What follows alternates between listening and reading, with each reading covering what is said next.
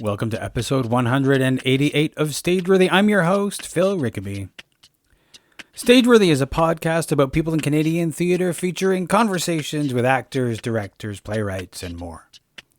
As we head into another episode featuring Toronto Fringe performers, I want to remind you that Simple Truth Theatre is presenting my solo play, The Commandment, at the Toronto Fringe. The Commandment is a dark comedy about what happens when an atheist discovers that he's been chosen to deliver God's new commandment. The Commandment will be presented at the Tarragon Extra Space, and you can find out all about it by finding it in your Fringe listings or by following me on my social links on Twitter and Instagram at Phil Rickaby, and you can also find details on simpletruththeatre.com.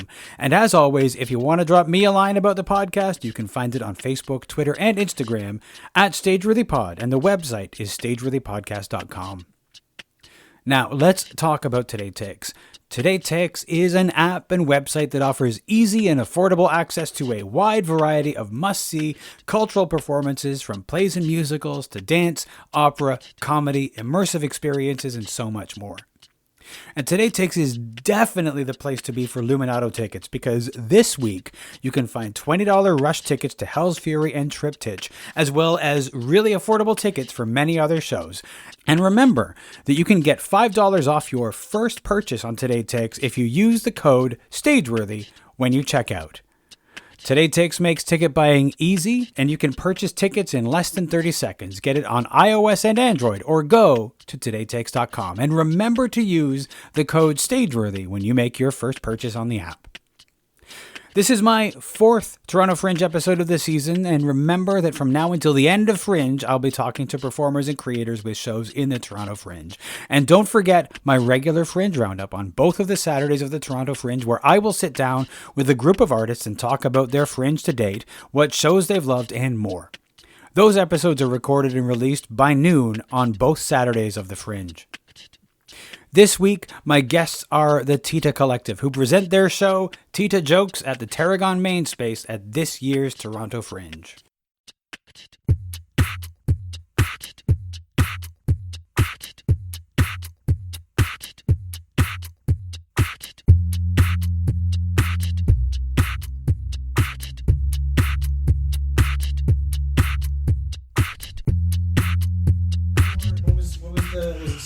We did Montreal Sketch Fest there, and then we did this conference called Pinay Power. Okay. Pinay Power 2, sorry. Yeah. Yeah. So we were there twice within the past, 2 months? 2 months. Yeah. Wow. I think it was like 1 month. Oh, is it 1 month? Because we left April 19th. Oh, and then okay. Sketchfest was like the 10th, 11th. Wow. Yeah, April 19th is when we left for Pinay Power. Right. Okay. Yeah. So it is within a month.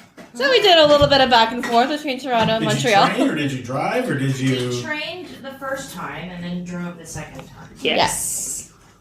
Trains are so nice. They are nice. They're probably the best way to travel, if only they were faster. Yeah. If I can get everybody just to we'll start here on my left. Ooh. Just say your name. That way I will know both how to pronounce it, and our audience will know who each voice belongs to. Cool. Awesome. So just our names? Sure. Okay. First and last? Sure, we'll go with first and last. Great. I'm Alia Rasul. I'm Maricris Rivera. Belinda Corpuz. And I'm Isabel Kanaan. Awesome. Okay. So, I've talked to you guys. We talked before Prairie Nurse. Mm-hmm. You guys are new to the podcast over here. And I want to start by the Tita Collective. First off, for those who don't know, what's a Tita? Yeah. A Tita means, like, in the most basic terms, aunt. Okay. It's aunt in Tagalog. Okay. But in the Philippines, we call older women, it's a term of endearment. We call them titas. Even if they're not blood related to us, we call them titas. Okay. Yeah. Mm-hmm. Endearment and a little bit, respect, because it also means older but wiser. Yeah. Okay. Okay. Yeah. And then there's this, stigma all the time when people who are younger than us call us, "Oh, hi, Tita." We're like, no, don't call me that yet. I'm not that old. Yeah. So we were like, wait, but what's wrong with being a respectful, wise woman, which is what a tita is. Yeah. And so we took it. For sure. I definitely had maybe one or two of those moments, and I'm like, reclaiming the word. Yeah. We're taking it back. Taking it. How long did it take you to get from no, I'm not that old to reclaiming it? I guess like it's funny because even when we talk to people who are older than us, they're like, "Why would you call yourself Tita?" Because to them we are the younger generation, so they don't even recognize us as Tita. I don't know. I don't know. I don't think it's it's funny myself. because Like yeah. I think we all joked about it because one time we were all hanging out and then we just started seeing our moms come out, each of our moms, and so we were like, oh my gosh, we're like titas, ha ha ha ha. Yeah. And then we fully embodied becoming a tita within like a day. It's just in your blood. I mean, we also, like, how we met was through a play where it was about two families that are very matriarchal. Mm-hmm. So, I mean, we embodied those characters. And it's interesting because for me, it was such a strange, like, my mom is very quiet and doesn't really share much. So it was a bit strange to, put those shoes on or put that character on. Mm-hmm. And it became, it sort of was like, oh, it's not that different from me. It's not. I think also, like for some of us or all of us, we're literal titas. Like my sister has two kids. Mm-hmm. They're 11 and 8 years old. So since they've been born, they've been calling me Tita. So that's I was called a Tita from very, very young. And then like the older I got, I was like, oh, okay, I guess I'm a Tita now. And now it's just been like, yes. Tita all the time. I have about 6 or 7 nieces or nephews. Yeah, I am an actual Tita. It's one of those like funny things for me where it's like, oh, I have nieces and nephews that are older than me that I never knew I was their Tita. Like in the like forest that is my family. So, really like I think that everybody has the forest that is their family. Yeah. And then it's like, what? Anyway. So it's like, I am a Tita somehow, some way in that technical term. Yeah. And so what made you guys want to come together to form the Tita Collective and to start doing like sketch comedy? Well, okay. Well, what Alia mentioned, we all met doing a play. So we all collaborated in this play. We're all the creative team for it. Mm-hmm. And so we wrote, we performed, we teched, all of it. We produced it as well. And it was more than us. It was women and men and, like a lot were involved. But we really meshed all together, and we had a strong point of view of Filipina women, which, I mean, the boys can't get, right? So we hung out like every week anyway. And we're all workaholics. So we decided, why not just make it a work thing? And we're like, all right, cool. So our hangouts became meetings. And then we started being like, wouldn't this be a cool idea? And then just sign up for like a festival here or a grant here, and they're like, and we're all like, sure. Why not? Let's see. Why not? So which came first, the festival or your first sketch? Like which, like were you writing? How did that happen? Izzy and I have been writing sketch comedy for about 4 or 5 years now. So we came through the Second City Conservatory program, and then we followed with the Bob Curry program, which is, I think, the first time a Tita sketch was ever done. So that sketch came first. Yes. And at the time, it was me and Alia, obviously, and then other people that weren't Filipino. But we just thought, like, wouldn't it be great to have this sketch? Because it was like for a Filipino family. So we should have Filipinos here. I think when we were like starting out, I remember how people reacted to that sketch. I remember a few Filipino comedians or even audience members coming up to us being like, I've never seen my mom represented on stage like that. And they're like kind of, like that mind blown kind of squinty eye kind of thing. And then I think we were like, oh my gosh, what if the whole show was Tita sketches? Yeah. We've been pitching this show for a while. That's true. We pitched the show at like maybe 2 years ago at the theater company. Like, hey, imagine Mother's Day, Tita Jokes. Tita Jokes, Mother's Day. Remember that? Yeah. And it's funny because like I think it all kind of started as quote unquote joking, but we were, all jokes are half meant. So it's true. No, just no. It's funny because it's true. And because like me and Alia, exactly, we wrote sketches way back when.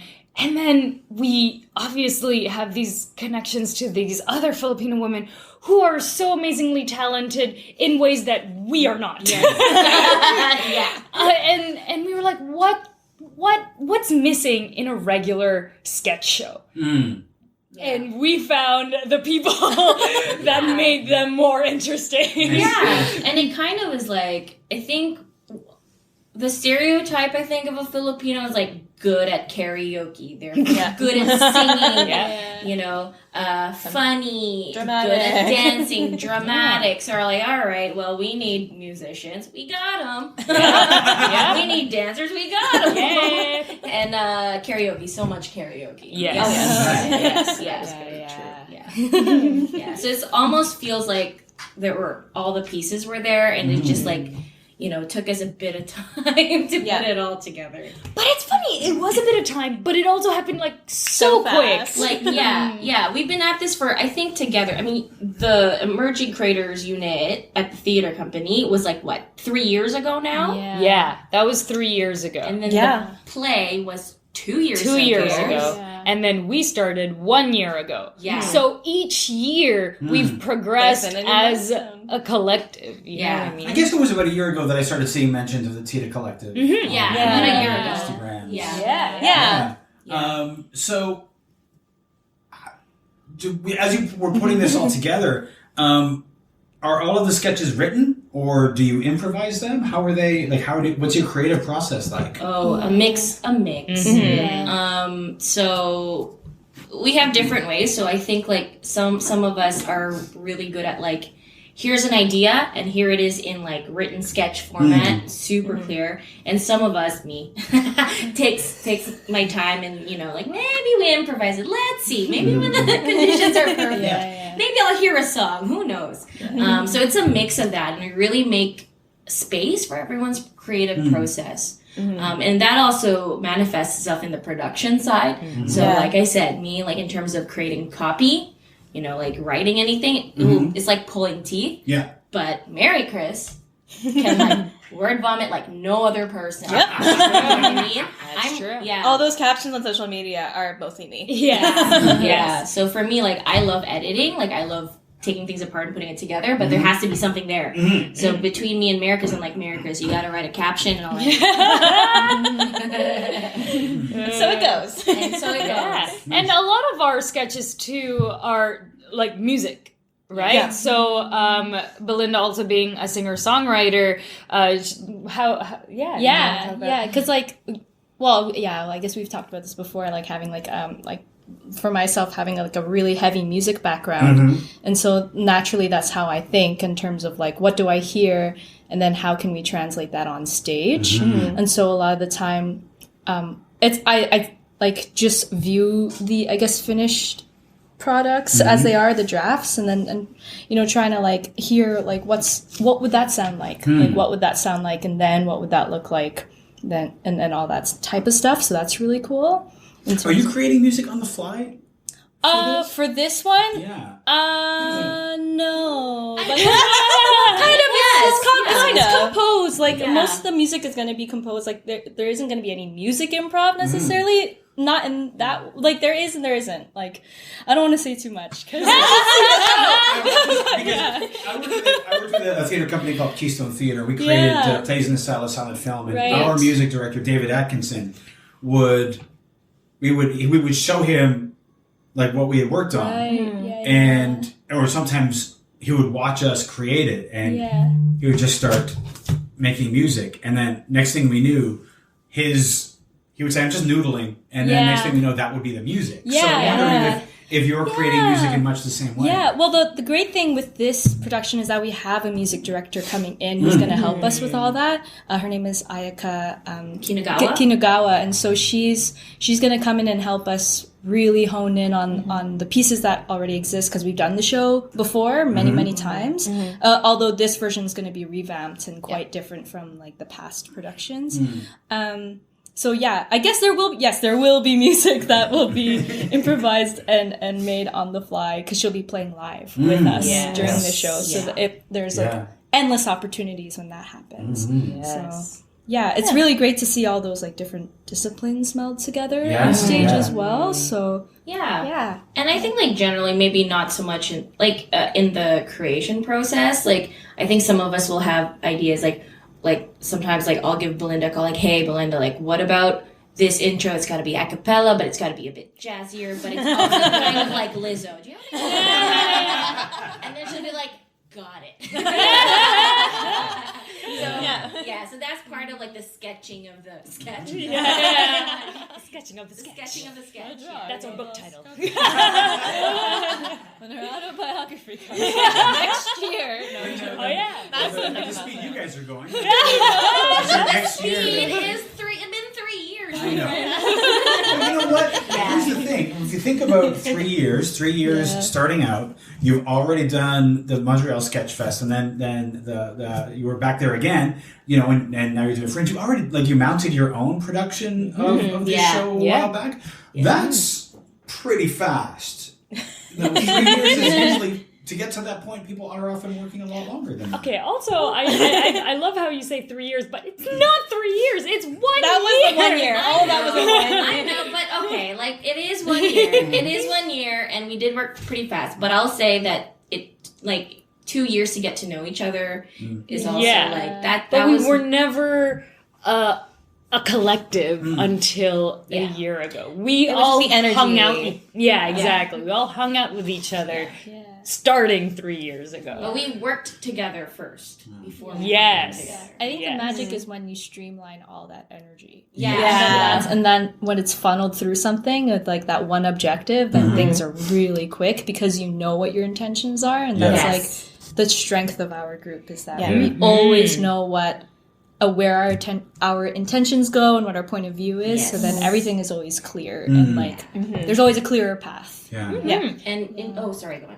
Oh, and it's also our fault for being fast because we kind of lit a fire under our asses by, let's apply to this grant. Okay, and then like a month later we got it. We're like, oh crap, let's write something. Guess what? You show up now. But we didn't we applied 5 things at once and we got them all. So we're like, let's do this. That happened, right? That's true. Yeah. But the thing is, all of us individually have been doing this for a while. Yes. So we do have like the experience of like, we know when, like I've applied for that grant before for something else. And I've been in Montreal Sketch Fest before. So in Toronto Sketch Fest, and we've all been in different French productions. And we have a bit of network. So like, even though we're new to the French scene as a collective, but we know a few people who have been, who are able to mentor us. So Well, you guys are being mentored by Sex T-Rex. They were saying yesterday, they were like, we found our way back to the Fringe. It's just every year. Hey, speaking of the Fringe, did you guys get into the lottery, or We did, but we actually entered through the culturally diverse artist program lottery. Awesome. We were second on the wait list, and people dropped out. Thank goodness for the wait. Honestly, when did that's how I'm doing my show. Oh,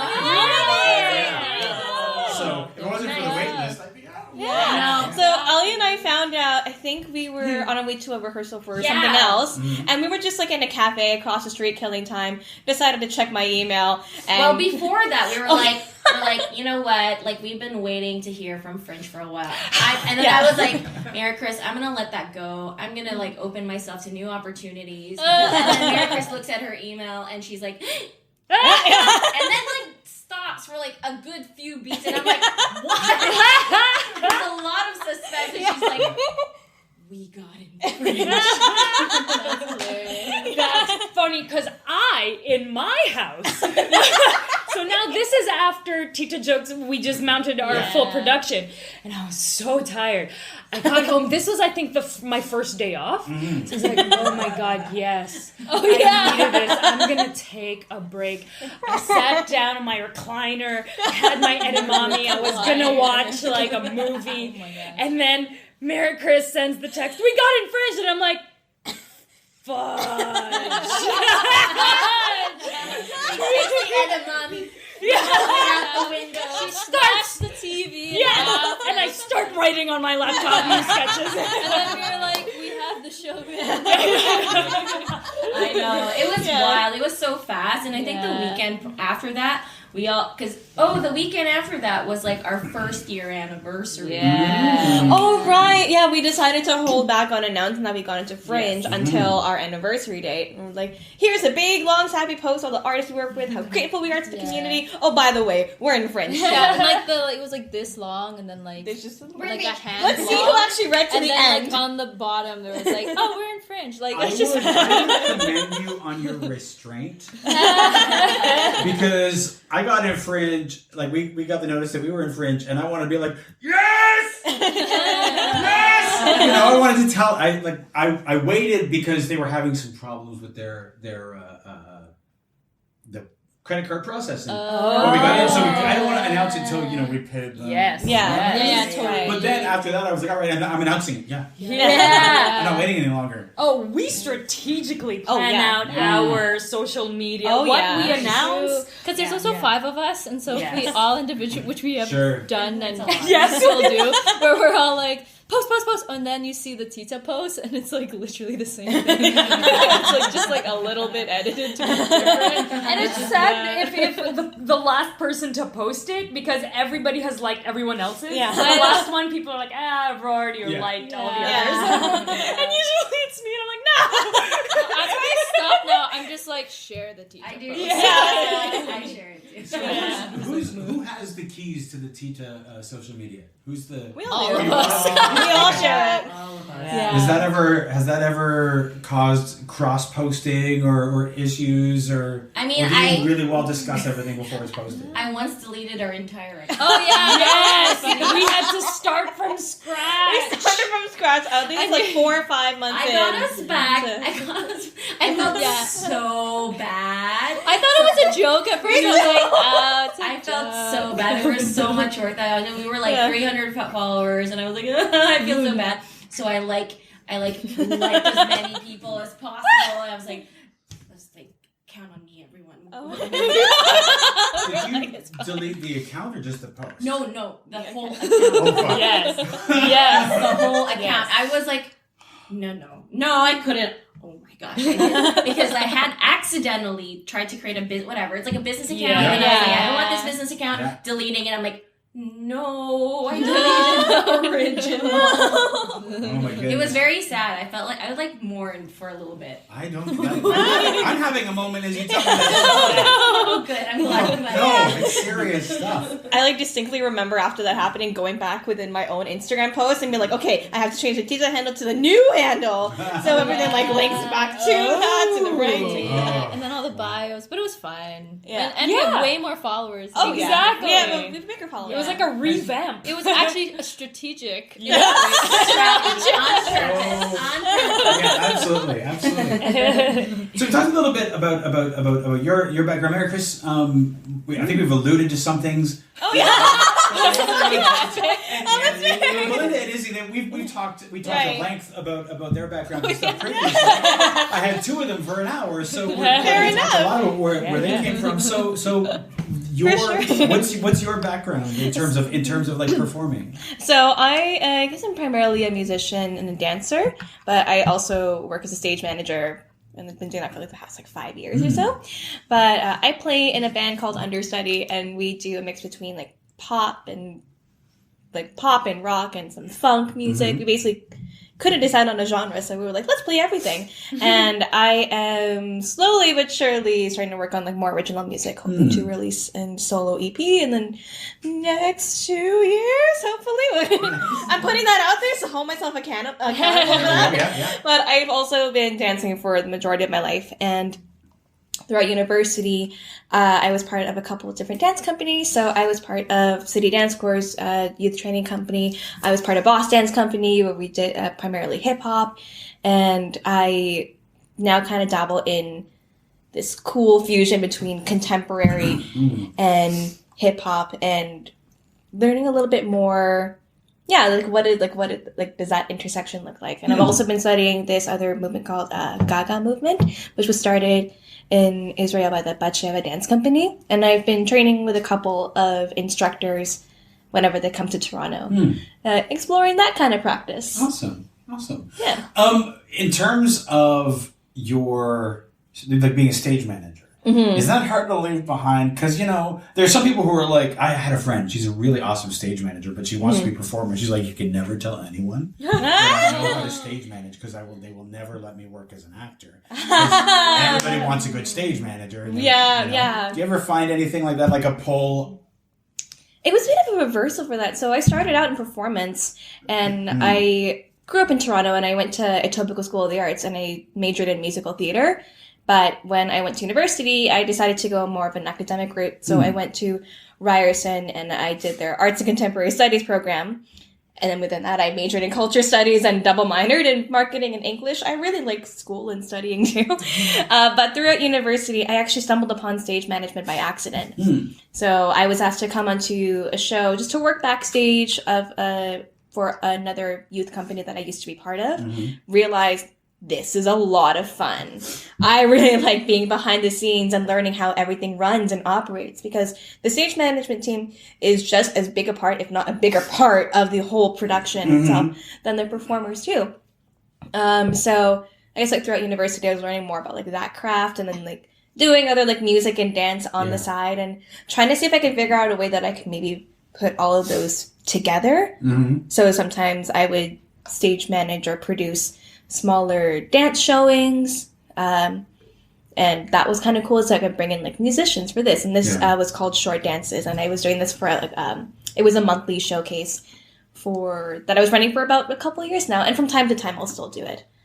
And I would also argue that she didn't really leave stage management behind. She's like the youngest one of us. She's also like the person who's like, okay, we've been joking for 3 minutes. 3 more points on the agenda, and we only have 15 minutes left. This happened yesterday. When you don't have your stage manager hat on and you're working with a stage manager, do you ever have a moment of like, I wouldn't do it like that? To get a crack the whip.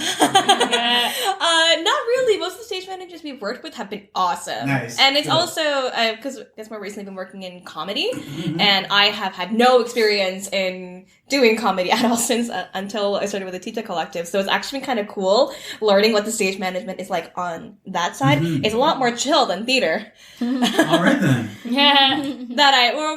I would say it's a lot more chill than theater and dance and musical theater. Oh my god, because there's a whole lot of that.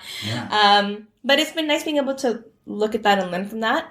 But I also kind of get sometimes this feeling if I'm talking to the stage manager or the techs in the booth, I actually know the language that they're talking about. I mean, it's like, yes, we're talking about like, if they're talking about the lighting plot, I'm like, okay, how about this and this and this? Yes. Can we get those together? Helps us a lot. It helps us a lot, because then we're writing with all of that stuff in mind. Nice. Yeah. Our scripts are both the tech and the visual scripts. That's got to be really helpful when you walk into a new space, though. Yes. Oh yeah. Yes. You're even for Fringe, like with the truncated tech period that you have, which is 2 to 3 hours, to have all that stuff written down, they're gonna like that makes your life a whole lot easier.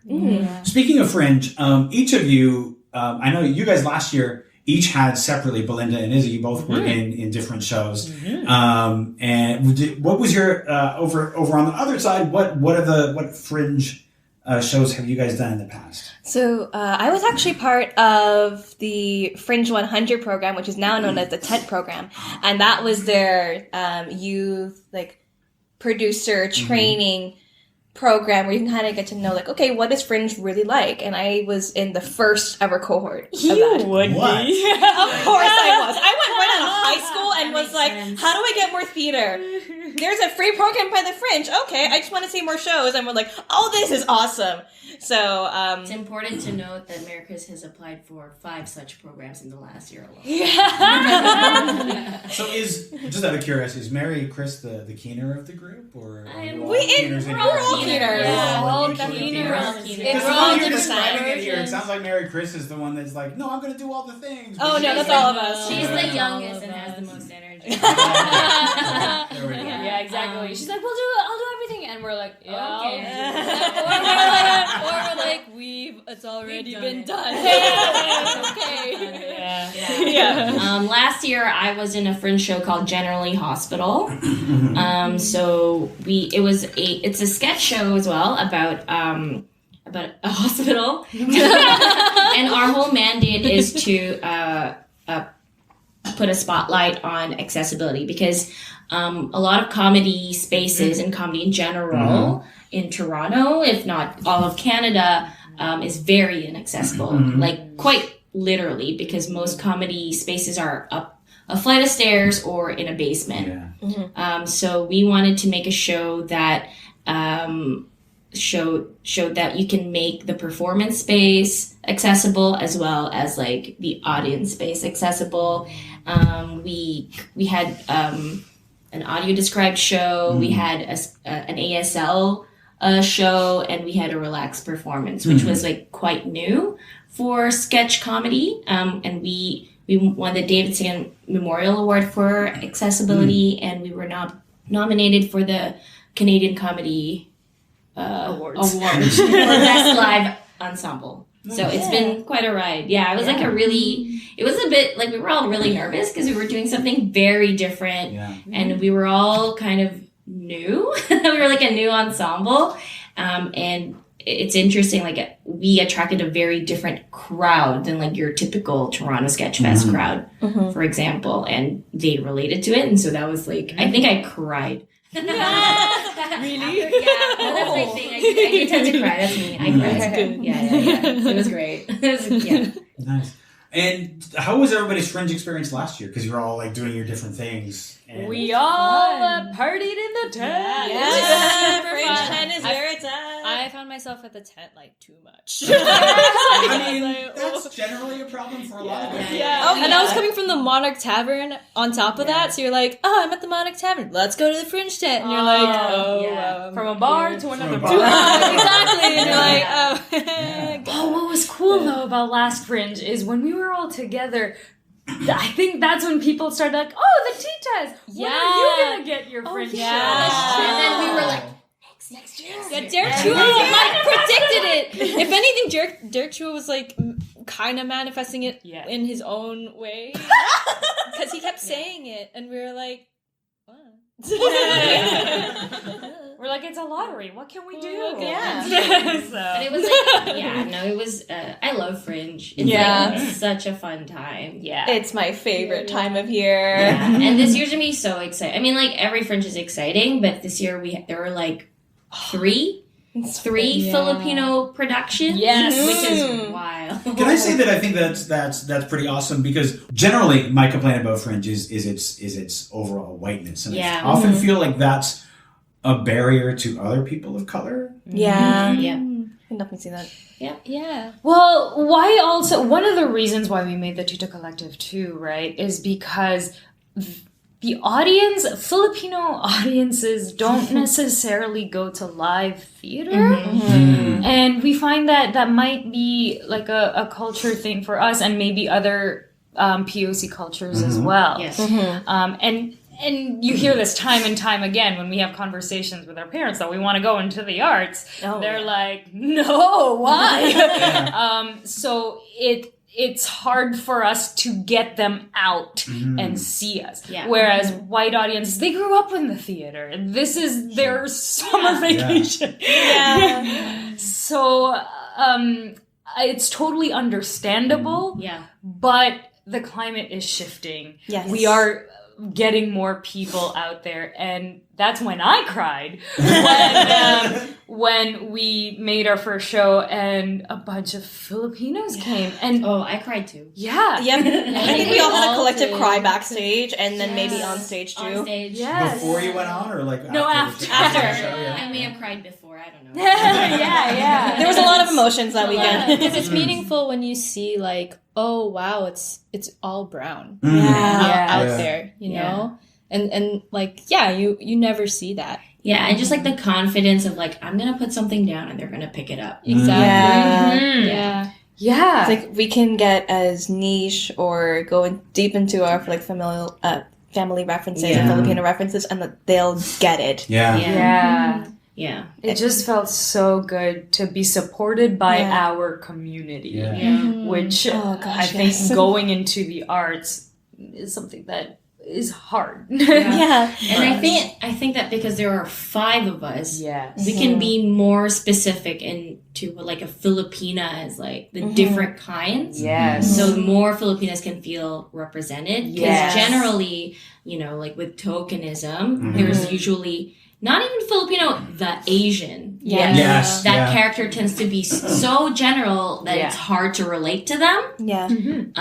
But here we have like a variety and like specificity, which I think people can really relate to. I think one of the biggest moments when I definitely cried, not in front of the person, but after doing our full production and just talking to audience members who we didn't know any of them. They were all strangers who just happened to see the show on the internet, or somebody else told them about this hilarious Filipino show, and having these like really in-depth conversations about our culture and their experiences. And it's like, that reminds me of something my tita did when I was younger. Or having older women, and just like, I thought you were going to make fun of me. But I feel honored now. Yeah, because that happens a lot with POC comedy. They tend to make fun of the older generation. You know, as much as we make fun of them, we're also honoring them. And as crazy as we get with it, we always tie it back to we love you. And that's what, and they make fun of us all the time. 100%. So we're even now. And the flip side of that too is like, I recently saw a production of Next to Normal. And it was a Filipino family. Right? And like Next to Normal was like traditionally written for like a Caucasian family, right? But there were aspects of something about it being Filipino and having the small details, like instead of a fork and knife, there was a fork and spoon. Something about that made me see my family in a way that I've seen enough theater, like, but I've never reacted to a story in that way where I can be like, oh, that's my mom, and then at the end of it, like, I understand, because like the story somehow, like just by chance, really reflected something that actually happened in my family. And like, I was like, oh, I understand my mom in a different way after like 30 years. So I was like, what if I started watching Filipino theater 10 years ago? I would like, I'd understand things, you know, with more depth. And like, that's like, I love theater because it has that power, right? But I never realized because I never saw me up there. Yes. One thing. Oh, sorry, you're gonna say something. I was just gonna jump off of something with that. I was also gonna do that, but go ahead. Yes. So my mom and I had seen the touring production Next to Normal back in 2011. Because I love musicals a lot, and I thought this might be a nice show that she'd like to see, because she's also the one who took me and my sisters to go see Mervis shows when we were younger, because she also loved going to see all these shows too. She just never expected her daughter to actually want to go into the arts itself. That is a chance you can take when you start taking your kids to theater, just generally. His chunks was just like, Mom, like, what did you expect, really? But we saw this production, and there was a moment in the second act where I looked over at my mom, and she was kind of like, she was just like so like, what's the word for it? But she was just like so into it, and she was so immersed by everything that was happening. And we were talking about the show afterward, and she was saying that like during that moment, she's like, I cried and I didn't even realize I was doing it. And my mom I've never really seen my mom cry.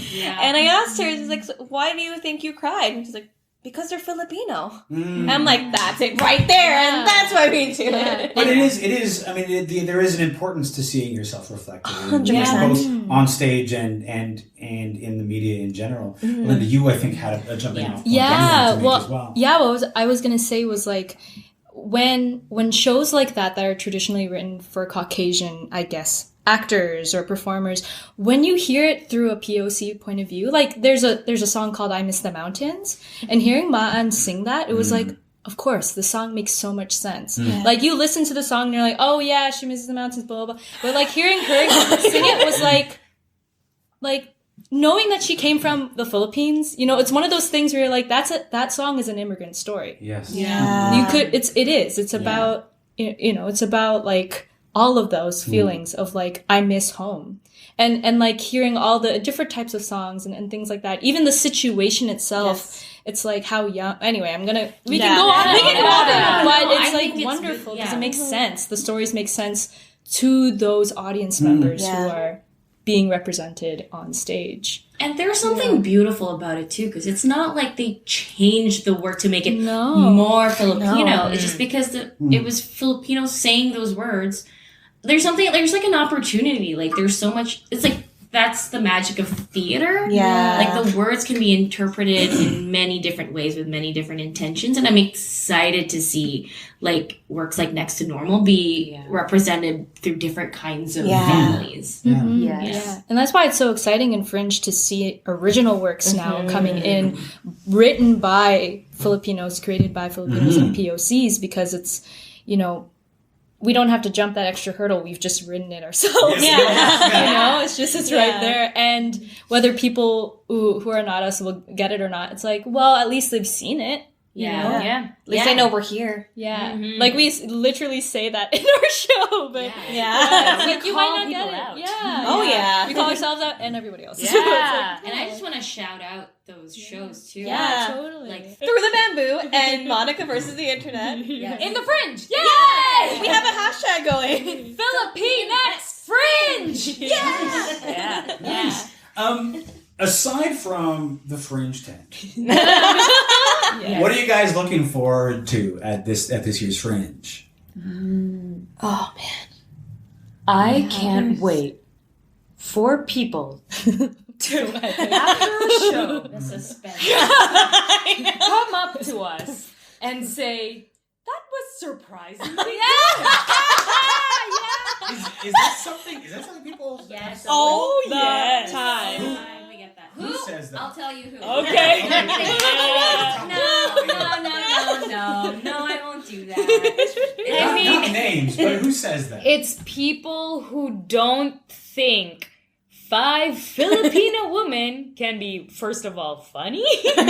Second of all, can produce, write, and like all perform this. Perform, do everything for a show in the arts. And third, assholes. I was about to be like, you know what? Yeah, fuck those. Which is so funny because it's like, people will be like, Filipinos are so good at like singing and dancing and performing. And then they're like, wait, what? Filipinos can sing, dance, and perform? Yeah. And to see like 5 Filipino women on stage together. Yes. Like that's a big thing. And even with like Through the Bamboo and like they have a big cast and like to see that cast be on stage together will be so amazing too. Like it's just like it's gonna be great. It's gonna be like, this is the most I've ever seen Filipinos in like one place. And they're on stage too. Yeah, because we're making space for each other. Yes. That's the biggest thing. Honestly, that's what I'm excited to see through like that's I'm so Fringe excited. Tent, very excited to see Through the Bamboo. Yeah. And Monica versus the Internet. And Monica versus the Internet is just Yeah. Well, now I've got some new shows to add to my list. Yeah. What else are you guys looking forward to? There's always Filipino food at the Fringe. I literally was just Is it super good? Oh my god! Oh my god! It's amazing. Tita Flips Canto. Like Yes. she's so good. Because you never Every know year. with the sometimes She's they're like here's a burger. It's kind of soggy or whatever. When she's there, it's like, yo, Yeah. That is fed tonight. all I ate. Like, yeah. That is legitimately all I ate last year during Fringe was just Tita. Yeah. When she was not there, I was like, oh. No, it's true. Like, I would, like, go there for lunch. Yeah. Not because I was partaking in Fringe, but I just knew that She would be there. And then I'd go about my day.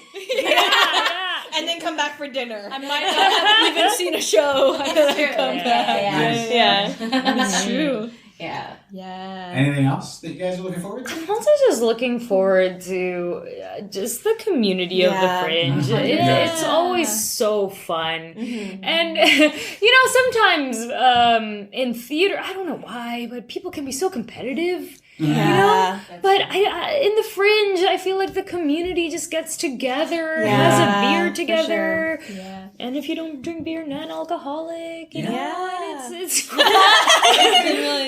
I think that you're right about that. I mean, there is some aspect of competitiveness because it's Toronto. But generally, when people get together, when everybody gets together at the Fringe tent or wherever people gather, that competitiveness that they may feel inside is gone, and everybody's mostly complimenting each other on the shows that they've seen, or talking about the shows they loved, and that's my favorite thing. There's one thing that I really love about the Fringe too is that obviously we've all worked in the arts for a long time and we build our own networks, but I always seem to run into people that I haven't seen in a long time at the Fringe tent, and and that's not because, and that's really just because of busy schedules. Like, I want to meet up for this day. I can't. I'm in a show. How about this day? So it's like I'm in tech, and it's just constantly we'll see each other when we see each other, and that's always at the Fringe. Because that's the time of year when your pals are likely to, even if you both have shows in the Fringe, you can go and see a show, you can see each other after the show. Yeah. You're going to end up at the tent. Oh, yeah.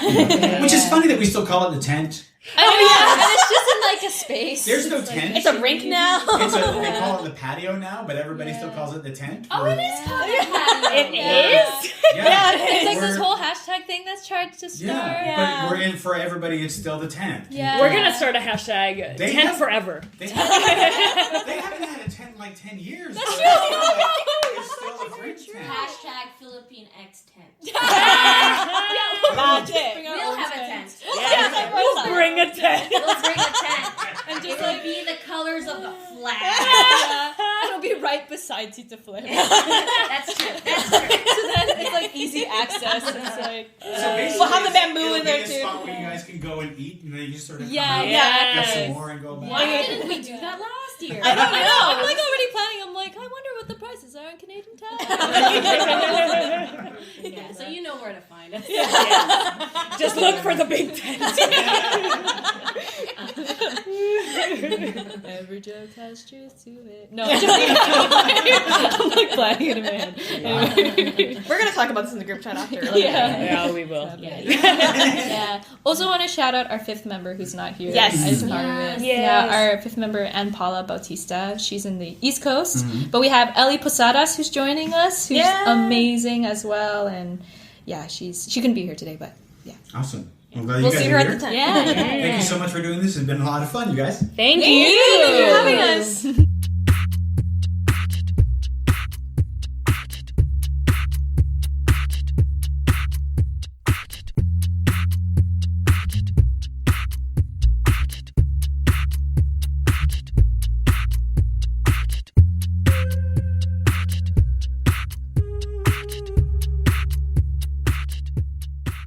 This has been a Homebody Productions production.